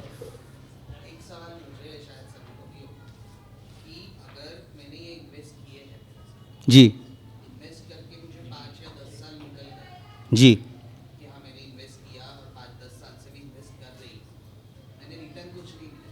जी अगर उसके जो रिटर्न मिलने वाले और उतने समय में अगर मुझे कुछ हो जाता, जी, मैं very good point, fantastic point, मैं कवर करता हूँ। मैं अगर मतलब मर जाती तो उसके बाद फिर जी मैं कवर करता हूँ वो टॉपिक, इसके बाद मैं ज़रूर कवर करूँगा बिकॉज वो इम्पॉर्टेंट पॉइंट है। परंतु अगर किसी ने सोचा कि मैं निवेश करने के लिए थोड़ा टाइम लेता हूँ या लेती हूँ, और दूसरे व्यक्ति ने जब वो 45 साल की उम्र का है तब निवेश करना शुरू किया, बट उसने सोचा कि मुझे भी उतना ही इन्वेस्टमेंट करना है, करेक्ट, परंतु उसका जो आउटकम है वो सिर्फ 12 लाख का है अगेंस्ट 35 लाख। तो जल्दी निवेश करना इम्पॉर्टेंट है, क्योंकि इसमें एक अत्यंत महत्वपूर्ण घटक काम करता है which we call as compounding. चक्रवात ब्याज आपने सुना रहेगा, ब्याज के ऊपर ब्याज। वो जो कंपाउंडिंग इफेक्ट है वो ये मैजिक क्रिएट करता है। उदाहरण तौर पे मैं हमेशा ये एग्जांपल देता हूँ कि 1 रुपया अगर प्रतिदिन उसको आप डबल करोगे तो 31वें दिन उसकी वैल्यू क्या होगी आप सोच नहीं सकते। उसकी वैल्यू हो जाती है 107 करोड़ रुपया। 1 रुपया प्रतिदिन अगर आप डबल करते हो तो 31वें दिन उसकी वैल्यू 107 करोड़ होती है। ये जो कंपाउंडिंग का जो इफेक्ट है, जो हम बोलते हैं ब्याज के ऊपर ब्याज, वो आपके हित में काम करता है इक्विटी एसेट क्लास में। तो इसीलिए आपको वहाँ निवेश करना चाहिए। म्यूचुअल फंड में आप निवेश कैसे शुरू कर सकते हो, उसके लिए क्या ज़रूरी है? सबसे अहम बात, आपके पास बैंक अकाउंट होना ज़रूरी है। बैंक अकाउंट के बिना आप ये जर्नी स्टार्ट नहीं कर सकते। तो जिनके पास बैंक अकाउंट्स नहीं है, मेरी आपसे तहे दिल से ये गुजारिश है कि आप अपना बैंक अकाउंट सबसे पहले खुलवाइए। और उसके लिए हम ये प्रोग्राम होने के बाद, जैसे प्रिया दीदी ने हमें रिक्वेस्ट की है, 2-3 चीज़ पे हम गौर करेंगे और हम प्रिया दीदी को और सलमा जी के पास वापस जाएंगे कि इस प्रोग्राम को कंटिन्यूटी कैसे दें, कि ये सिर्फ एकमात्र सेशन ना करके इसको एक कैलेंडराइज्ड कैसे बनाएं और कौन से ऐसे और चीज़ें आपको आपके सामने रखे, जैसे बैंक अकाउंट ओपन करने के लिए क्या करना चाहिए, इसके बारे में हम ज़रूर सोचेंगे और हम प्रिया दीदी या फिर सलमा जी के पास उसका प्रपोजिशन लेके जाएंगे। बट बैंक अकाउंट होना ज़रूरी है, आपके पास आपका आधार होना ज़रूरी है और पैन कार्ड होना ज़रूरी है, and then it is all simple. उसके बाद फिर कोई ज़रूरत नहीं है आपके लिए। हम अलग से ऐसे ही सेशंस अरेंज करेंगे जहाँ पे आपको गाइड करने वाला, निवेश करते समय गाइड करने वाला कोई ना कोई तो रहेगा यहाँ। हमने आज प्रोग्राम किया है कि निवेश आपको क्यों करना चाहिए, अब निवेश कहाँ करना चाहिए, ये भी एक महत्वपूर्ण घटक है। और उसके लिए हम और एक नहीं बट ऐसे कई सारे इनिशिएटिव करते रहेंगे। ये सभी लोगों ने देखा है, इसका महत्व क्या है, QR कोड। क्यों बैंक अकाउंट खोलना ज़रूरी है? निवेश की तो बात हमने की, बट उसकी शुरुआत बैंक अकाउंट से है। अगर आप किसी भी बिजनेस में हो, अगर आपके पास आमदनी हो, अगर उस बिजनेस से आपको पैसा मिल रहा है, जब ये चीज़ आपके पास है, ये चीज़ बैंक अकाउंट जब तक नहीं है तब मिलेगी नहीं। आप आज लेन देन करते हो वो कैश से करते हो, बैंक वाले को मालूम नहीं है कि आप कितने पैसे कमा रहे हो। इसीलिए एक रीज़न वो है कि आपको लोन मिलने में दिक्कत आती है, क्योंकि बैंक के पास आपकी हिस्ट्री नहीं है। हाल ही में एक वीडियो बहुत पॉपुलर हुआ था, आप लोगों ने शायद देखा नहीं, यूट्यूब में है। एक चाय वाला है जो दिन के 100 चाय बेचता था और कैश में लेन देन करता था। उसने बैंक अकाउंट खोला, QR रखा, वो 100 कप ही बेचता था तो 100 कप ही बेचते, बट नाउ उसकी जो पूरी की पूरी ट्रांजैक्शंस थी वो बैंक में आनी शुरू हो गई। बैंक ने देखा कि मैं इसको लोन दे सकता हूँ, because bank can see, bank actually देख पा रहा है कि उसका टर्नओवर कितना है, उसके दिन के कितने चाय बेच रहे हैं, उसका खर्चा कितना है, और वो एक्चुअली प्रॉफिट कमा रहा है। और उस बंदे ने इस टेक्नोलॉजी का सहारा लेके 2 और शॉप्स खोली और उसका बिजनेस बढ़ता गया। तो बैंक लोन देने के लिए बैंक के पास आपकी हिस्ट्री होनी ज़रूरी है, और उस हिस्ट्री होने के लिए आपका बैंक अकाउंट होना ज़रूरी है। ये एक और चीज़ करता है, आप यहाँ पे एक बिज़नेस शुरू करते हो जिसका कस्टमर मुंबई में नहीं बल्कि कहीं बाहर हो, वो आपको पेमेंट कैसे करेगा? अगर ये है आपके पास तो बटन दबा के आपको आपका पैसा आपके बैंक अकाउंट में आ जाए। सो ये बहुत महत्वपूर्ण है। Towards the end of this हमने बहुत सारी चीज़ें डिस्कस की, बट दीज आर की टेकअवेज। महंगाई का दर ये बीच में की कड़ी है। इन्वेस्टमेंट्स मतलब बचत और निवेश में महंगाई बहुत इम्पॉर्टेंट रोल प्ले करता है, इसलिए आपको निवेश करना चाहिए, बचत करके सिर्फ फ़ायदा नहीं है। म्यूचुअल फंड ये इकलौता एक ऐसा ट्रांसपेरेंट व्हीकल है जो आप और हम लोगों के लिए बनाया गया है, उसका इस्तेमाल कीजिए। बट उसके लिए सबसे पहली चीज़ बैंक अकाउंट खोलने की ज़रूरत है, तो प्लीज़ आप बैंक अकाउंट खोलिए। और एक बार बैंक अकाउंट खोलने के बाद ये टेक्नोलॉजी जो है उसका इस्तेमाल कीजिए। सो विद दैट जो मुझे कहना था वो मैं आज अभी यहाँ रुकता हूँ। प्रिया जी ने जो क्वेश्चन पूछा है उसका आंसर देता हूँ। म्यूचुअल फंड के पास आप जब निवेश करते हो तो नॉमिनेशन का एक सेक्शन कंपलसरी है। नॉमिनेशन जब तक आप डालते नहीं हो तब तक आपकी म्यूचुअल फंड में इन्वेस्टमेंट्स होती नहीं है। तो आपने निवेश किया, आपकी वही इन्वेस्टमेंट्स को किसी को नॉमिनी रख सकते हो। खुदा न खास्ता आपके साथ कुछ हादसा हुआ तो वो जो पूंजी है, वो जो आप नॉमिनेट करते हो उसको चली जाएगी।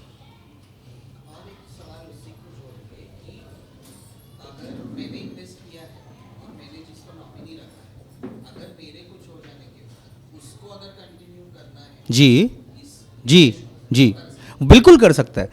वो जो पैसा है ही टेक्निकली बिकम्स, वो जो आदमी है या जो भी है वो होल्डर बन जाता है, मतलब उसके नाम पे इन्वेस्टमेंट्स आ जाते हैं। उसके नाम पे जैसे ही इन्वेस्टमेंट आ जाएंगे उसके पूरे डिटेल्स कैप्चर होते हैं और वो फिर अपने बैंक अकाउंट से उसको कंटिन्यू कर सकता है। बट ये प्रोविज़न है और ये बहुत महत्वपूर्ण है।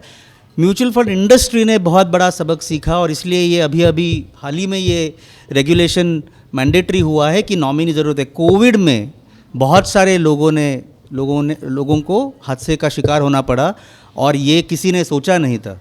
तो उसके बाद बहुत सारे निवेशक समझे ही नहीं कि मेरा पैसा कहाँ जाएगा। सो रेगुलेटरी फ्रेमवर्क के तरफे ये निर्णय लिया गया कि आगे जाके म्यूचुअल फंड में जो भी इन्वेस्टमेंट्स होंगे उसमें नॉमिनी का नाम होना मैंडेटरी रखा गया है।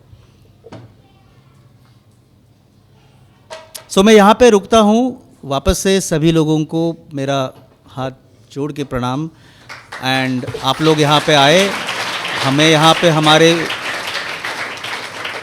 विचार प्रदर्शित करने का मौका दिया, उसके लिए धन्यवाद। अगर किसी के पास कोई भी सवाल हो तो मैं यहाँ पे उनका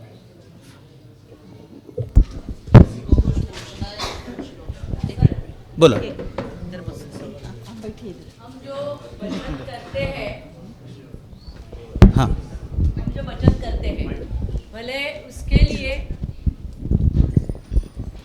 हम जो बचत कर रहे हैं यानी पहले से जो भी है, तो वो बाद में कितना मिलेगा ये हम मायने नहीं रखते, लेकिन वो सेफ है कि नहीं ये पहली बात है। क्योंकि बहुत से देखो बैंक है वो बंद हो गए जी, तो जो आम इंसान है उसको तकलीफ हो गई ना। उसने जो भी जैसे आपने बताया हर मंथ 1000 या जो भी, तो जैसे जो ठेला चलाते हैं तो वो रोज़ पैसा इकट्ठा करते जैसे रिकरिंग अकाउंट, लेकिन वो बैंक बंद होने के बाद भी रिजर्व बैंक का तो सब पे कंट्रोल था जी। इसमें और ये म्यूचुअल फंड की इन्वेस्टमेंट में क्या है फ़र्क। दूसरी बात है हम सेफ साइड पहले से जो बचपन से हमने सीखा है, अभी भी LIC पॉलिसी जीवन के साथ भी जीवन के बाद भी, उसमें हम इसी तरह से इन्वेस्ट करते हैं। कभी हमें लोन चाहिए जी तो हम पॉलिसी के ऊपर मिलते हैं, तो उसमें और इसमें म्यूचुअल फंड में क्या बहुत डिफरेंस बहुत thank you very much for asking this question. सबसे पहली बात जो आपने बताया उसका जवाब मैंने दे दिया था कि म्यूचुअल फंड कंपनी एक ट्रस्ट के रूप में फॉर्म होती है। बैंक एक बैंक होती है, नेशनलाइज बैंक होते हैं, प्राइवेट बैंक्स होते हैं, और बैंक में भी ये गारंटी कहीं नहीं है कि आपका पैसा वहाँ पे सेफ है। ऐसा देश में कहीं पे भी कंसेप्ट नहीं है कि आपका पैसा सेफ है। हर टाइप कहीं पे भी गारंटी करके कुछ चीज़ रहती नहीं है, राइट। म्यूचुअल फंड में विद इन दैट, चूंकि म्यूचुअल फंड ट्रस्ट के रूप पे फॉर्म होता है, अगर एक पर्टिकुलर म्यूचुअल फंड कंपनी को कोई दिक्कत आई, अगर कुछ प्रॉब्लम्स हुआ, तो वो ट्रस्ट बंद नहीं होती, कोई दूसरा म्यूचुअल फंड उसको एक्वायर कर लेता है। तो इन्वेस्टरों के लिए उनके निवेशित किए हुए पैसों का ऊपर नीचे होना, ये छोड़ के पैसा डूब जाने वाली बात ना होगी। उनको पैसा कम, रिटर्न कम मिल सकता है। 100 रुपये की कीमत 70 रुपया हो सकती है क्योंकि बाजार नीचे आएगा, बट अगर आपने टाइम दिया तो वो 70 रुपया फिर से 140 रुपया होता है। सो टाइम का महत्व ज़्यादा है, बट म्यूचुअल फंड एक ट्रस्ट के रूप पे फॉर्म होता है, तो आपका पैसा डूबेगा नहीं। दूसरी चीज़ आपने कही कि इंश्योरेंस एंड इन्वेस्टमेंट्स ये दोनों अलग अलग चीज़ है। इंश्योरेंस भी होना ज़रूरी है, बट इंश्योरेंस क्या होना चाहिए? आपके पास आपका टर्म इंश्योरेंस होना चाहिए जिसको हम लाइफ इंश्योरेंस बोलते हैं। आपके पास आपका हेल्थ इंश्योरेंस होना चाहिए जिसको हम मेडिक्लेम बोलते हैं।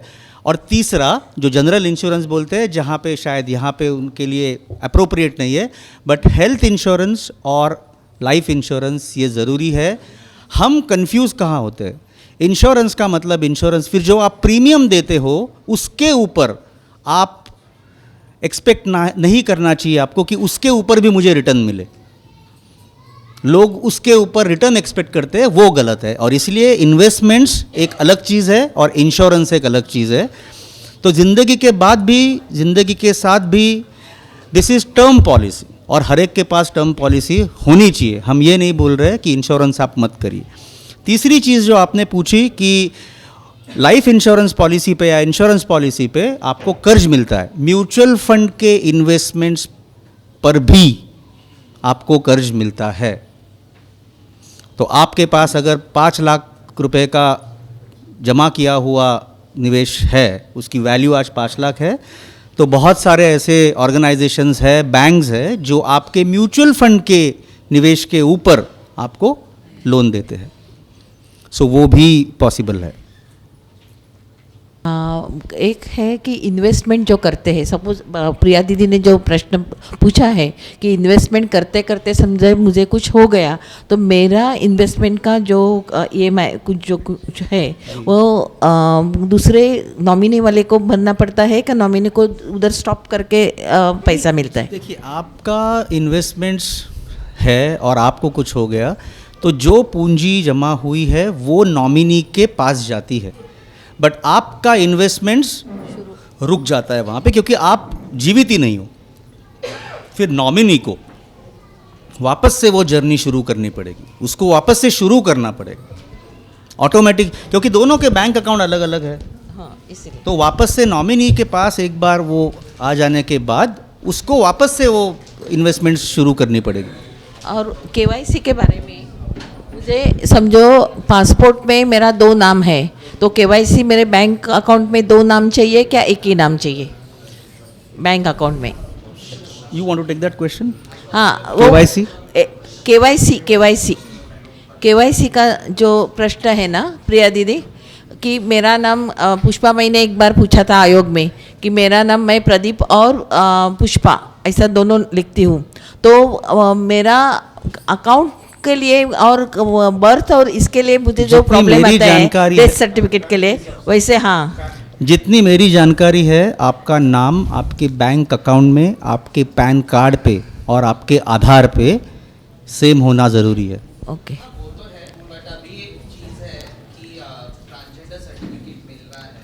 ओके, हाँ जी। तो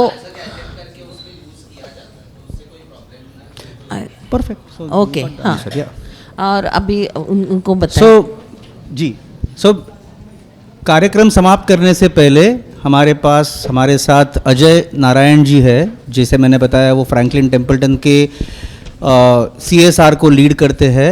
मैं उनसे गुजारिश करूंगा कि इस समुदाय को वो थोड़ा सा परिचय दे कि हम 7 मार्च को क्या करने जा रहे हैं, ताकि सभी लोगों को इसकी जानकारी हो। Ajay, thank you.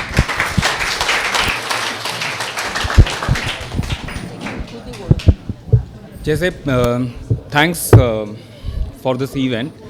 जैसे प्रिया जी ने स्टार्टिंग में बोला था, राइट, कि काफ़ी संस्था क्या करते हैं कि स्किल बिल्ड करके छोड़ देते हैं, राइट। सो अभी हम लोग एक संस्था जिसका नाम है गौरव, आप लोग शायद जानते रहोगे, जैनाब पटेल है, वो लीड करते हैं उस संस्था को। या सो हम उनके साथ अभी काम कर रहे हैं, जैसे थोड़े एटलीस्ट 150 ट्रांसजेंडर्स को स्किल डेवलप करने के लिए। सो स्किल कुछ भी हो सकता है। कोई बोल रहा है मुझे ब्यूटिशियन में इंटरेस्ट है, या कोई बोलेगा मुझे टेलरिंग में, या कोई बोल रहा है मुझे computer. So that some point of time हम लोग का बिलीफ है मेन स्ट्रीम में, जैसा आपने बोला, अल्टीमेटली वी शुड भी, जैसे मैं अगर ऑफिस में बैठ के काम कर रहा हूँ, मेरे कलीग बाजू में कोई ट्रांसजेंडर होना चाहिए, वैसे वो स्टेज पे आने के लिए हम क्या कर सकते हैं। तो स्टार्ट किया हमने स्किल बिल्डिंग सेंटर उनके साथ। ऐसा नहीं है स्किल बिल्डिंग करके छोड़ देना है, तो हमने उनको बोला उसके बाद क्या है, तुम हमको एटलीस्ट बताओ। सिर्फ अभी पैसा डालोगे, स्किल बिल्डिंग कर दिया, 2 महीने आके कोई सीख के गया, फिर उसके बाद क्या होगा? उसके बाद फिर वो काम करने वाले, मतलब 1-2 रोटरी क्लब है, रोटरी क्लब ने और BMC की तरफ से भी इंटरेस्ट रहेगा कि उनको कुछ एडवांस देना, किसको अपना ब्यूटिशियन कुछ खोलना है तो उसके लिए एडवांस मिलेगा।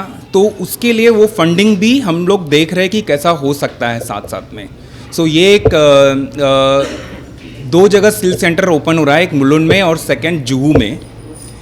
सो होपफुल कि ये सक्सेसफुल होगा एंड देन इससे हम लोग शायद आगे एक्सपांड कर सकते हैं. फिर आपका ये जो मतलब ये CSR की तरफ से आप आई थिंक कर रहे हैं Right. स्किल डेवलपमेंट, बट इसका गवर्नमेंट के साथ कुछ टाइप है या गवर्नमेंट के साथ नहीं है, तो अभी हम लोग गौरव के साथ हमारा टाइप रहेगा, क्योंकि गौरव NGO बोल के गौरव है, राइट. गौरव के साथ टाइप रहेगा और गौरव को या तो गवर्नमेंट के साथ टाइप करके कुछ तो फंडिंग लेना पड़ेगा, या जैसे उन्होंने टाइप मतलब एक टाइप नहीं, एक बात करके रखा है रोटरी के साथ. नहीं, तो मैं आपको एक प्रपोजल दे सकती हूँ कि अगर किन्नरमा के साथ आप टाइप करके वो करते हैं तो हम गवर्नमेंट के साथ इनिशिएटिव ले सकते हैं. अच्छा. बिकॉज अभी आई थिंक कमिश्नर निधि चौधरी है स्किल डेवलपमेंट की, तो उनके साथ एक्चुअली हमने बहुत सारा काम किया Right. किन्नरमा में. मतलब उन्होंने पालघर डिस्ट्रिक्ट में हमें 11 विलेजेस दिए थे जो ODF करने थे, ओपन डेफिकेशन फ्री करने थे.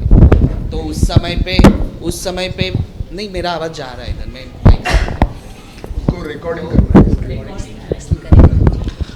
तो पालघर में जो काम दिया गया था, एक्चुअली आदिवासी पाड़े में है ना, हमें बोला गया था कि वहाँ के लोग टॉयलेट्स नहीं बना रहे, मानते नहीं थे वो लोग टॉयलेट्स घर में बनाने के लिए, क्योंकि उनका रिचुअल और वो सब चीज़ों को लेकर, संस्कृति को लेकर उनको अलाउड नहीं था, ऐसा उनका बोलना था.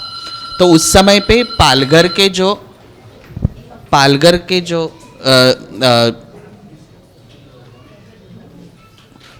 जो अधिकारी थे जिला परिषद के, वो साथ में मतलब उधर पे जाते थे, लेकिन उनको वो लोग बिल्कुल भी वो नहीं दे रहे थे, रिस्पांस नहीं दे रहे थे. तो उस समय पे उधर की CEO जो थी जिला परिषद की, वो निधि चौधरी जी थी. तो उन्होंने फिर हमें मतलब वो हमें एक WSSCC के एक समिट में मिली थी मुंबई में, तो उन्होंने हमें वो प्रपोजल दिया था कि आप ये क्यों नहीं करते हो, तो इससे मेन स्ट्रीम होने में भी आपको एक चांस मिलेगा और ये और ज़्यादा हद तक अच्छे से प्रोग्राम हो जाएगा. तो फिर हमने 11 गांव के अंदर हमने कुछ हमारे ट्रांसजेंडर स्टाफ को अपॉइंट किया. फिर वो 11 गांव में जाते थे. आई थिंक उसमें से लया इधर है, बहुत सारे लोग हैं जो इधर पे है जो उस प्रोजेक्ट में थे. तो वो लोग उस गांव के अंदर जाते थे, घर घर में जाकर उनको समझाते थे कि टॉयलेट का महत्व क्या है. और फिर वो टॉयलेट का महत्व समझने के बाद उनके घर में जगह ढूंढनी पड़ती थी कि टॉयलेट कहाँ बनाना है. फिर वहाँ पे वो खड्डा बनाएंगे, फिर उनको वो खड्डा जब वो हो जाएगा उसके बाद उनको 6,000 रुपया अलॉट होता था. और फिर पूरा कंस्ट्रक्शन होने के बाद अगर वो टॉयलेट यूज़ में है, उसको पानी आ रहा है कि नहीं, उसमें पानी बराबर है कि नहीं, वो साफ़ है कि नहीं, और वो यूज़ में है कि नहीं, उसका जब वो हो जाता था इंस्पेक्शन, उसके बाद उनका 6,000 और मतलब वो 12,000 टॉयलेट का उनको मिलता था. तो ये काम हमने उस टाइम पे किया था और हमने 3 महीने में 11 गाँवों में 7,500 टॉयलेट्स बांध के दिए जिला परिषद के. तो ये इनिशिएटिव उस टाइम पे हम कर पाए थे. तो मुझे ऐसा लगता है कि अगर स्किल डेवलपमेंट को हमको एक मिशन की तरह लेके जाना है आगे और स्पीड लेवल पे अगर करना है, तो आई थिंक गवर्नमेंट उसमें बहुत मदद कर सकता है. और अगर निधि चौधरी जी वहाँ पे है तो हम बहुत अच्छे से उसको कर पाएंगे. मतलब आपका जिस तरीके से कहना है, अब गवर्नमेंट तो क्या करेगी कि गवर्नमेंट स्किल के लिए हमें ट्रेनिंग के लिए पैसा देगी, बट आगे क्या करना है रिप्लेसमेंट, और वो हमें बैठ के सोचना होगा कि हम रिप्लेसमेंट्स कैसे कर सकते हैं. या अगर हमने उनको कुकिंग का दिया तो हम वड़ा पाव की गाड़ी खोलने के लिए उनको कैसे मदद कर सकते हैं. या फिर अगर उनको हमने ब्यूटिशियन का ही दे दिया तो ब्यूटी पार्लर खोलने के लिए हम उनको मदद कैसे कर सकते हैं. ये चीज़ हम बैठ के सोच सकते हैं. लेकिन गवर्नमेंट के साथ अगर टाइप करना है तो वो हम कर सकते हैं बिल्कुल. या हम लोग कंसल्ट करके आपसे फिर बताएंगे, क्योंकि अभी फर्स्ट हमने स्टार्ट किया है पायलट प्रोजेक्ट, हमें देखना है कितना सक्सेस होता है. यस, नो प्रॉब्लम, बिकॉज यहाँ पे बहुत सारे लोग हैं जो आई थिंक इंटरेस्टेड रहेंगे. और क्या होता है ना, कभी कभी हम बिना इंटरेस्ट के लोगों को एक जगह डाल देते हैं, तो फिर क्या होता है कि वो सक्सेसफुल नहीं होता है. तो हमें उनका इंटरेस्ट भी जानना है कि उनको कौन सी चीज़ में जाना है. अगर उसको कुकिंग में इंटरेस्ट है और मैं उसको बोलूंगी ब्यूटी पार्लर कर, तो नहीं होगा ना. नहीं, डेफिनेटली. तो ये तो इसकी वजह से उनका इंटरेस्ट भी जानना है कि उनको एटलीस्ट क्या करना है और उनको आगे किस चीज़ में वो करना है. तो उनका इंटरेस्ट जान के हम अगर उनको स्किल देंगे तो बहुत अच्छा रहेगा. तो वो करने में हम मदद ज़रूर कर सकते हैं किन्नरमा की तरफ. ग्रेट. या बस यही अपडेट था. थैंक्स.